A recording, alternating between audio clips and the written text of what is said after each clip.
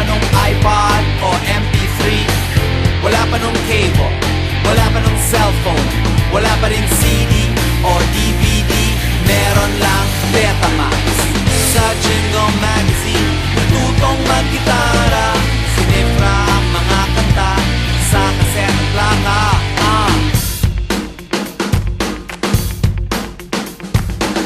Mula sa himig ni Pepe Smith, nag-bloom si Wally Gonzales, lumaki sa layaw ni Mike Hanopol, bumalik ang kwago ni Bosio.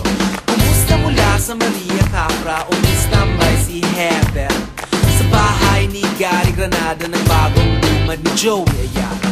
Nagreklamo si Chicoy Pura sa balita ng asin, ang anak ni Capreddy kinontra ni Andrew Abraham. Dumupi-dumo ang Apo Hiking, mga kababayan ni Francis M.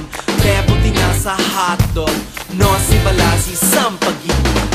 Wala pa nung mix, wala pa nung MTV, wala pa nung internet, wala pa nung iPod o MP3, wala pa nung cable, wala pa nung cellphone, wala pa rin CD o DVD, meron lang Betamax. Sa Jingle Magazine, natutong mag-gitara, sinifra ang mga kanta sa kaset at plaka. Ipagpatuloy ang daloy ng alon, ipagpatuloy ang daloy ng alon, ipagpatuloy ang daloy ng alon, ipagpatuloy padayon.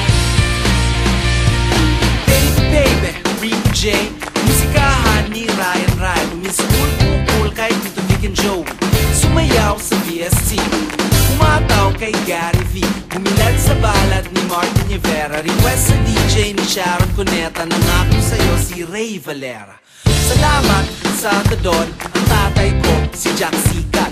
Siyempre ni Bingi lang Pano, nangarap ang identity crisis. Huwag kalimutan ng Woods, namatay sa ingay ng dead ends, never meant to be betrayed sa XPNU at Club Dread. Wala pa nung mix, wala pa nung MTV, wala pa nung internet, wala pa nung iPod o MP3, wala pa nung cable, wala pa nung cellphone, wala pa rin CD o DVD, meron lang